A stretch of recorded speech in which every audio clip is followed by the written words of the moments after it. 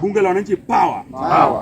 The national, as national Kenya Bunge la Mwananchi caucus, we are gathered here in Rongo constituency, Migori County, and we are saying this, that as Kenya Bunge la Mwananchi caucus, we want to tell our members of parliament, more so those that are from ODM and Azimio, the Umoja affiliated.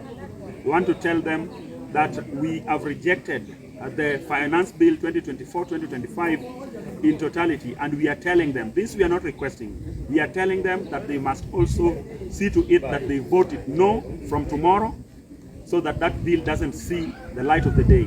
Bunge la Mwananchi power.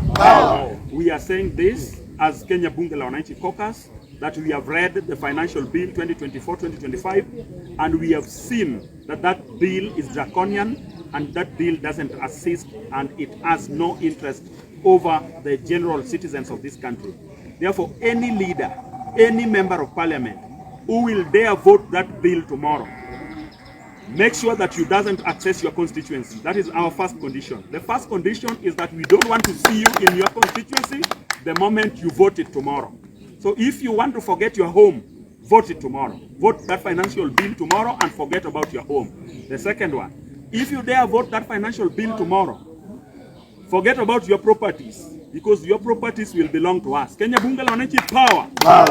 The third information, if you dare vote that financial bill, don't access your constituency office, because we will block you from accessing it. And the fourth instruction that we are giving out, any member of parliament who will go against the wishes of the Kenya Bunge la Mwananchi caucus and the general citizens of this republic and votes for the bill, ask William Ruto to give you a room in State House so that you stay with him in State House. That is our instruction. Because you are there to represent us as the people, you are not there to represent your own interest. Whatever information or any idea that you take in the National Assembly is the interest of the people of Migori, the interest of the people of Homa Bay, Kisumu, Siaya, and Kenya as a whole. Therefore, you are serving our interest as a people.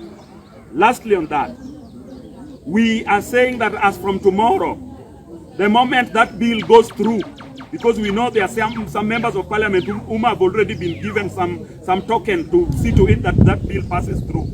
If that bill goes through, as we have decided that as from tomorrow we shall be on the streets, we will be demonstrating each and every day for 24 good hours until William Samoei Ruto will listen to us. And this we are saying, even if Raila Amolo Odinga will not be there, we will stand to represent Raila Amolo Odinga in the interest of this country, because we believe that whatever Raila Amolo Odinga believes in, we equally believe in that, and we are also feeling so bad. Therefore, Kenya Bunge la Mwananchi, power! Power! Power! Power!